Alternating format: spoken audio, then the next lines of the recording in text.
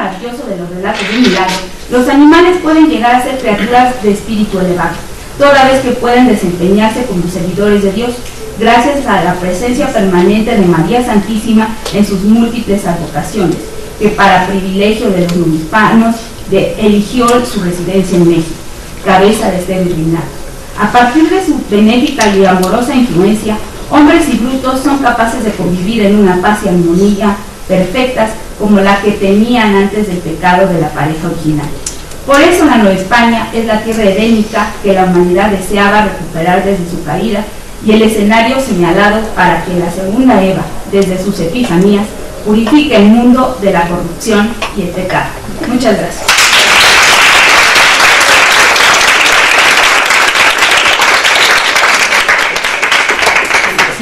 Tania, un trabajo muy lindo y tendríamos que dárselo a la directora de la facultad para ver si las alimañas de la biblioteca las podemos eliminar, como tienen de edad media metiendo gatos en las bibliotecas, pero habría que sugerírselo a la doctora Villegas. Lo voy a hacer. Bueno, le vamos a dar ahora la palabra a Nancy Fabiola Méndez López de la Universidad Autónoma Metropolitana del campus Iztapalapa, quien nos va a leer un trabajo sobre la variedad simbólica de los animales en los cirqueros de la Virgen sin original pecado. Muy bien, creo que el micrófono que funciona mejor es este. Muy bien. Muchas gracias. Sí. Gracias. Adelante. Después de que en la Edad Media en los bestiarios antiguos, tratados de zoología y diccionarios se clasificaran los animales de acuerdo a su descripción científica, morfología o su lugar de origen, en la literatura religiosa los animales se utilizaban como símbolos de acuerdo a su benignidad o nocividad, para dar lecciones morales. En el bestiario de la Biblia, el mensaje iconográfico fue trasladado a los misales, los libros de horas, a geografías y breviarios, en fin. En toda la literatura devota, la presencia de los animales es considerable.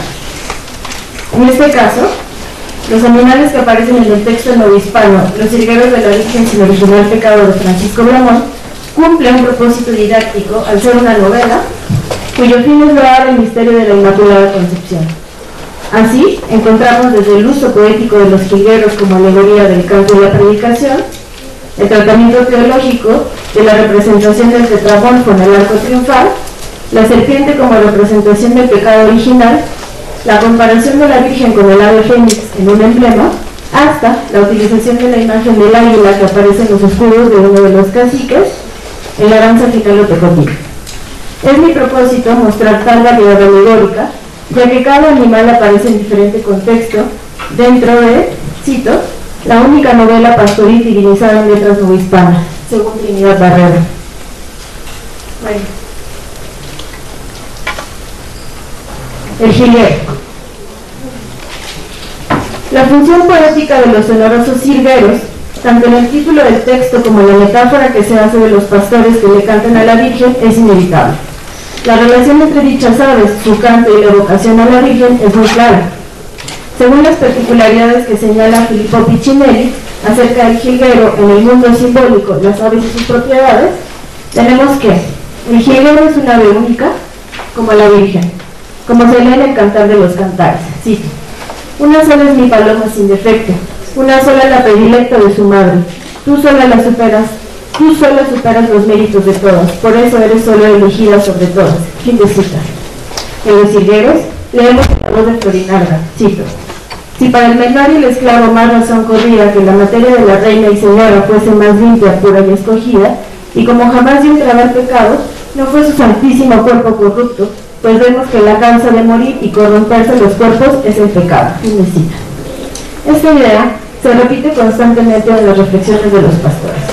Por otra parte, en el bestiario de Cristo de Chaponnet-Lesueur encontramos que el jilguero, junto con el reyezuelo, el petirrojo, el pinzón y la golondrina, pertenecen a los pajarillos de la pasión de Jesucristo, y que, cito, se contaba que el jilguero, el petirrojo y el pinzón, movidos también por la compasión ante los sufrimientos de Jesús, se pusieron los tres activamente a retirar de su divina carne, una por una, las puntas de la corona de espinas. Los tres quedaron heridos por ellas, todavía mojadas de la divina sangre, y las partes de sus cuerpecillos alcanzadas por ellas quedaron gloriosamente marcadas. El jilguero se ganó así el casquete rojo que lleva en la cabeza y el petirrojo del pinzón su pectoral de color de sangre. Y como perpetua herencia de honor, sus descendientes han participado del mismo privilegio. Fin de cita. Otra de las particularidades del jilguero es su canto como predicación. Tiene la honra de ser dulce y gozar de un armonioso canto. Estas cualidades deberían hallarse en cualquier predicador, porque como afirma San Gregorio, cito, solo entonces agrada la voz y el rostro se hermosea cuando la predicación sigue las obras, y de nuevo las obras acompañan a la predicación. De hecho, los jilgueros de la Virgen cumplen con tal intención pedagógica. La preocupación de Marsilda respecto al pasaje del pecado original y la terrible condición humana es solo un pretexto que se convierte en el desdoblamiento del misterio de la Inmaculada Concepción y su triunfo ante el mal. Todo esto mediante explicaciones teológicas, poesías, emblemas, la creación del arco triunfal y finalmente el auto marial, creados por los mismos pastores. Como he mencionado, el pecado original es el motivo generador que da pie a que Marsilda se cuestione y posteriormente aleccione a Palmerio en algunas reflexiones. En el libro 1 leemos, cito, entre los demás animales que Dios creó para los diversos fines que vemos, como para dar el buey, para cazar el perro, etc., crió una culebra a quien tomó por instrumento nuestro mayor enemigo, vistiéndose de ella. Halló ocasiones de nueve para hacer su hecho, viendo que Eva con curiosidad miraba el árbol de la fruta prohibida, que si la mujer no diera, por curiosa ocasión, quizá no se atreviera a poner acechanzas en la naturaleza humana. Más adelante dice Marsilda respecto al inverosímil que le parece la decisión que tomó Eva al pecar. También habría de causar escrúpulo que hablase la serpiente, pues participaba de darle a conocer la naturaleza, condición y propiedad de todos los animales, aves, peces, plantas, flores, piedras y todo lo criado. Estando cierta que fuera del hombre, ningún animal tenía la orgánica disposición y actitud de formar razones, pronunciando el concepto de su pasión con preguntas y respuestas. Pero lo que Marsilda no sabía es que en los bestiarios cristológicos y en la Biblia, las propiedades de la serpiente muestran que este animal pertenece más bien al bestiario del monológico. La serpiente es seductora y tentadora, engaña y representa el espíritu del mal. En los bestiarios medievales se le solía llamar áspid, por su papel nefasto de incitadora del mal, y ello a causa de un texto sagrado que pone a este reptil bajo los pies de Cristo vencedor, lo cual da a entender al cristiano que este reptil infernal puede ser vencido por la gracia de aquel que es su dominador. En los jilgueros, la pureza de la Virgen María es la que triunfa sobre este animal y salva a todos los hombres de tal pecado original. Y dicen una didascalia: impúsose el pecado a los pies de María, y ella le pisó la frente y con regocijo mucho de instrumentos se corrió la cortina del trono y cubrió a la Virgen triunfante.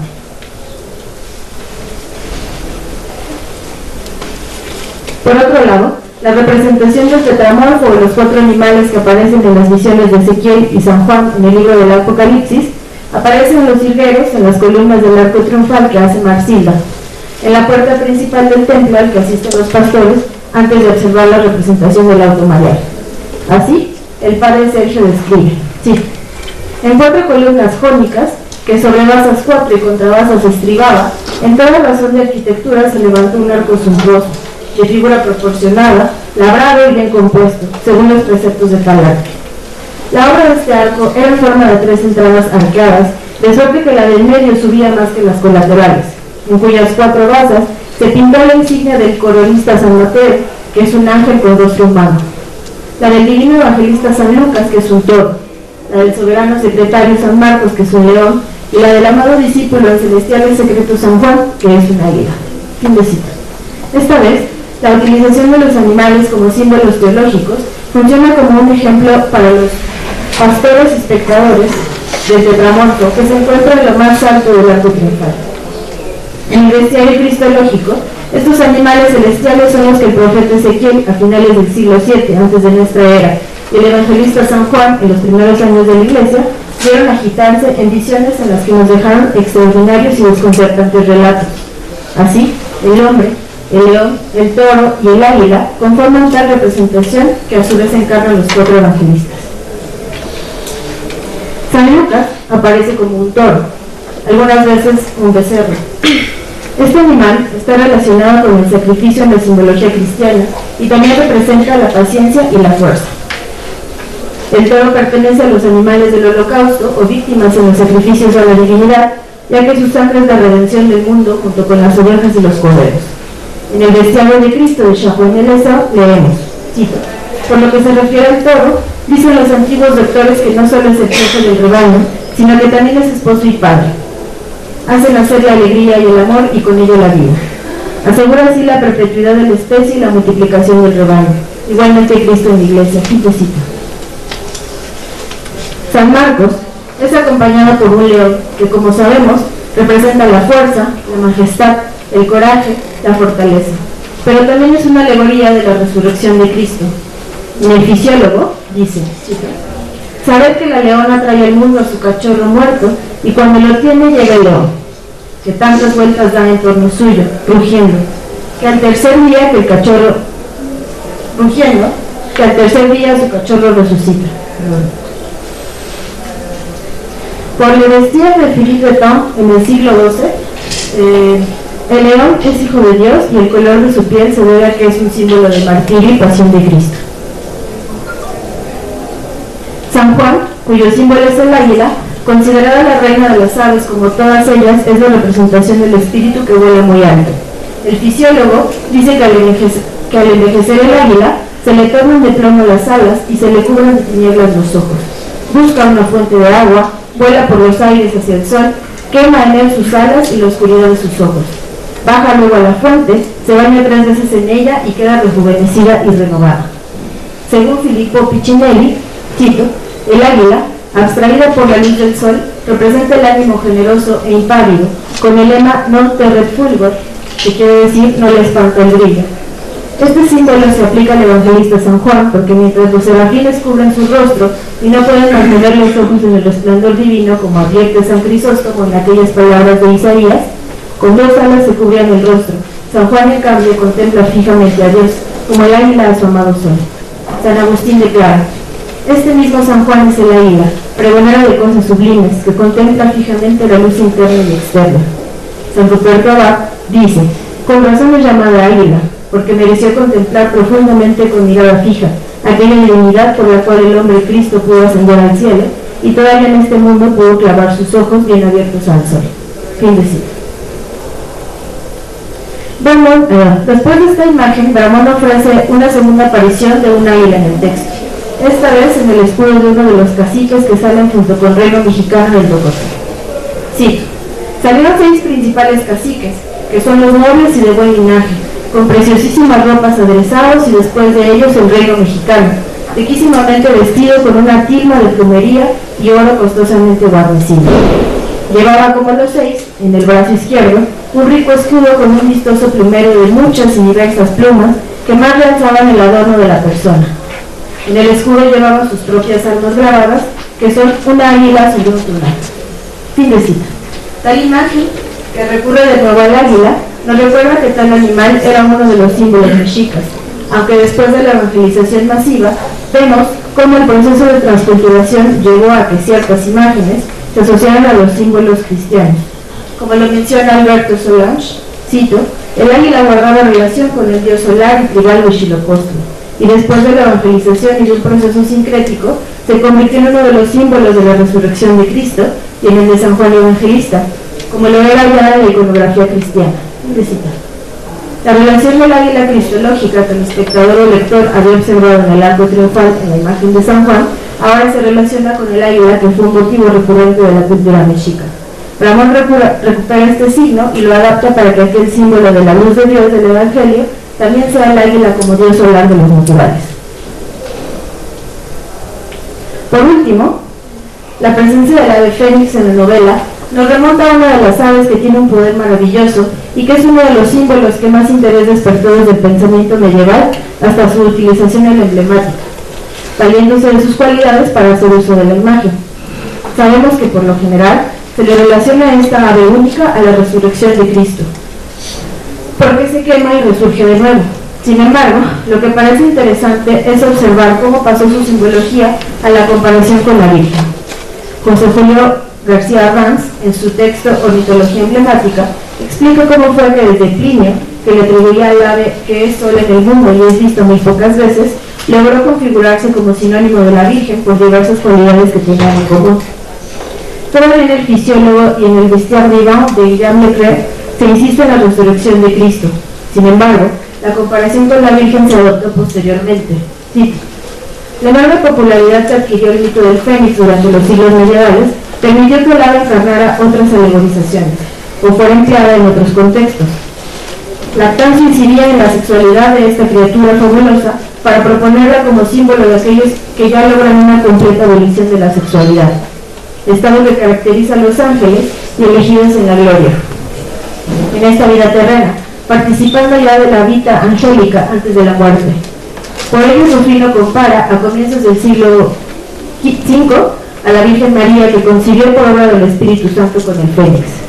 Esta concepción dará lugar a que el ave se termine convirtiendo en símbolo de castidad durante los primeros siglos medievales. Es decir, ya el monte ovidiano, única semper avis, única ave por siempre, y la imagen del amor casto coincidía con las virtudes de la Virgen María.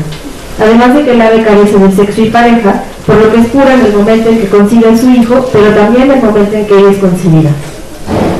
Otra atribución de la Virgen es el amor elevado, la luz y la inteligencia. En un emblema que vemos en los jilgueros dice: pintábase en otra tarja, un ave fénix remontada hasta las nubes, y en la tierra un Milano humilde y sin alas. Hoy la concebida fénix, con su vuelo soberano sin alas, tiene al Milano. En tal representación, la Virgen es comparada con el ave fénix, y al parecer, el Milano es la alegoría del pecado que la Virgen ha vencido por su pereza y mácula divina. Cuestión que, por cierto, se utiliza como argumento del auto mariano titulado Triunfo de la Virgen y Gozo Mexicano, en donde la Virgen vence al pecado después de que ésta ha metido a su cueva a Caín, Jeremías, Edonio y al patriarca San José. La Virgen misma menciona: pecado, yo soy el día y el ave de gracia llena, y a la vista de Dios buena, y soy esposa María. No vengo yo con la escoria que le dejó a dar el hombre, antes vengo para el nombre de Dios cantar la victoria. La revisión de los diferentes símbolos con que Francisco Bramón utiliza los animales en los jilgueros de la Virgen sin original pecado nos da una idea de la cualidad híbrida de su obra, desde la presencia renacentista de los jilgueros en el apartado pastoril hasta la reutilización del águila en un contexto criollo. De esta forma, Bramón logra que en la refundición pastoril en medio del tema religioso, Marcilda se cuestiona acerca de su existencia y condición humana, y en este caso, los animales, su representación y su alegoría funcionan como una vía de conocimiento para comprender tales disquisiciones. Además de que el tratamiento teológico que realiza Bramón cierra perfectamente el texto con la imagen de la Virgen apocalíptica que pisa a la serpiente mostrando su triunfo. Gracias.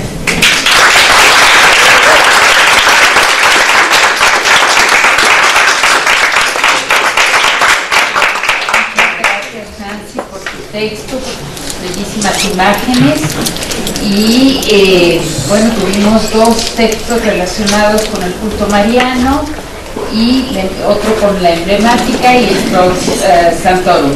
Y ahora les vamos a dar la palabra a ustedes por si tienen preguntas, si tienen inquietudes, observaciones, sugerencias, etcétera, para los ponentes de esta mesa.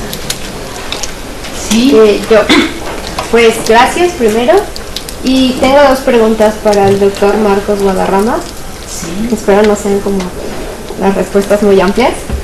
La primera es que mencionaba las relaciones entre las dos tradiciones que generan, bueno, que están basadas en la leyenda áurea, y mencionaba que la tradición B es la que está como más apegada a la leyenda áurea. Entonces mi pregunta es si, al ser que esta tradición B con la leyenda áurea, la relación sea más estrecha en cierta medida, mi pregunta es si los elementos narrativos también tienden a ser más estrechos en comparación con la tradición A. O sea, en cuanto a narración, obviamente sin mencionar inserciones que se van haciendo, ¿no? Por ejemplo, la vida de San Julián en el Flor Sanctorum con sus etimologías.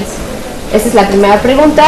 Y la segunda pregunta respecto a lo que mencionaba de los milagros. O sea, la tradición hagiográfica genera modelos, ¿no?, narrativos, donde los personajes parecía que todos son similares o son muy iguales porque tienen este modelo principal que es Jesucristo. Mencionaba que los milagros podrían ser como características que le dan cierta peculiaridad a los santos. Entonces la pregunta es si se podría decir que estos milagros sirven como elementos individualizadores de los santos que caracterizan a los personajes, ¿no? O sea, santos como más bien milagros muy específicos para cada santo, ¿no? Entonces esa es como la otra pregunta. Empiezo por la segunda porque ya la perdí. Ok. Empiezo por la segunda. Sí, está bien. Evidentemente, en la literatura geográfica, ya hacia la Baja Edad Media, viene surgiendo un periodo de especialización del milagro. Ya tenemos unos santos que son los santos patrones de una cofradía, de un pueblo o incluso de un país. En ese sentido, en la tradición más arcaizante de los Flor Sanctorum, que es la famosa compilación B, de la cual es heredera de los Flor Sanctorum con sus etimologías, lo que tenemos ahí es una recopilación de milagros que tratan de eliminar esas partes cansadas propias de la doctrina cristiana, pesada, dura, que está en la leyenda áurea.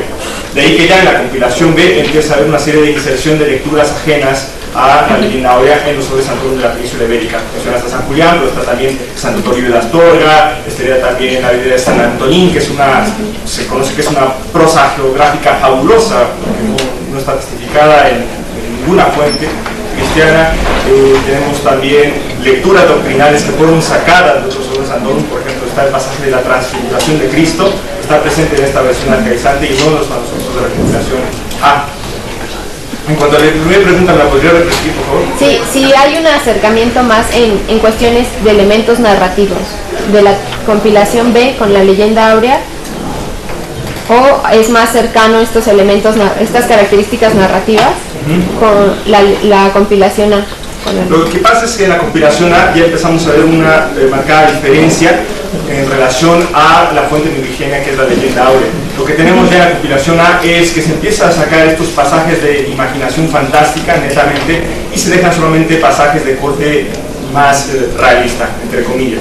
Empieza ya a haber una preocupación por todos los pasajes de la vida de Cristo. De hecho, me parece que todos los Flor Sanctorum de la compilación A inician, en lugar de iniciar con las festividades del Adviento, inician con todas las fiestas relacionadas con la vida de Cristo y posteriormente se le da cabida a una serie de vidas de santos que ni siquiera están recogidos en la compilación B.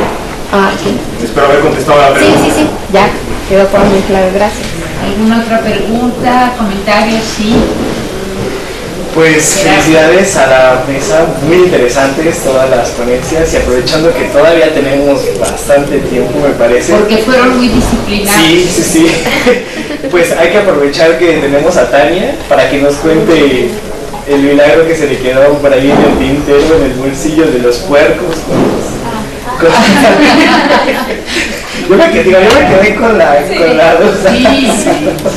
A ver, ¿tienes el micrófono? Si quieren, nada más cuenta. Sí, lo va a narrar brevemente. Va a dar la lección abreviada para que luego vayan, lo busquen y lo lean. De hecho, estos relatos son muy breves. Esa es una de sus características principales, siempre la brevedad, pero precisamente por eso eran utilizados como ejemplo en los sermones. Pues sí, este relato está en el libro Origen de los dos célebres santuarios de la Nueva Galicia, y es operado este milagro por la Virgen de San Juan. Pues sucede que, en diferentes épocas ha sido un santuario pues muy concurrido, y una de estas historias surge de ahí. Precisamente llega una mulata al lado de su ama al santuario de San Juan de los Lagos, y en un momento dado se encuentra sola cerca del altar y se da cuenta que hay unas campanillas de plata muy bellas. Entonces el narrador dice que en un afán devoto o ambicioso podría ser, pues las sustrae, las guarda entre sus ropas y sale del santuario, y en el momento en que toma un caballo y se aleja del lugar, y cuando va atravesando un río, de pronto de la nada aparece un hato de puercos que la rodean y no la dejan moverse. El caballo, pues, nervioso, no puede correr, no puede caminar, y ella empieza a gritar. Entonces, bueno, pues llama la atención de gente que también pasaba por allí, y ella gritaba cochiai, cochiai, refiriéndose a los cerdos, pero nadie veía nada. Y sin embargo ella no podía moverse, y sí, cuando la tratan de auxiliar se dan cuenta que ella también había guardado entre sus ropas las campanillas de plata, que se las quitan, y bueno, se descubre su maldad, y así es que los cerdos impiden y ayudan a la Virgen para que esta ladrona devota, bueno, cometa un grave pecado. Así es, sucede. Y bueno, este es un relato muy interesante porque no son frecuentes este tipo de historias. Tengo el antecedente de otro relato donde un perro también ayuda a la Virgen de otra manera, en que un caballo arrastra a su amo, lo ha tirado, lo tiene atorado de pie de alguna manera, y bueno, pues al impedir que lo mate, sale de la nada un perro y lo sujeta al caballo, y de esta manera, con la fuerza del animal, pues lo detiene, y finalmente llega la gente a auxiliar al jinete, y de esta manera pues impide que muera, ¿no? Entonces estos relatos son muy interesantes porque no son frecuentes, y bueno, hago todo un análisis de cómo es que animales que no están dentro de esta simbología sagrada cristiana, bueno, pues, se convierten en mediadores de la Virgen. Gracias. Parece muy interesante esta observación de la presencia de los animales, porque, Ana, me corrige si me equivoco, en los milagros de Nuestra Señora solo es el perro, el toro y hay un caballo, ¿no? Es un perro, un toro y un león. Ah, un león. Pero son figuras del diablo, se aparecen al modo que veo yo. Ajá. Y sin embargo, sí, en las ponencias que hoy se presentaron aparecen animales poco comunes relacionados con los sermones.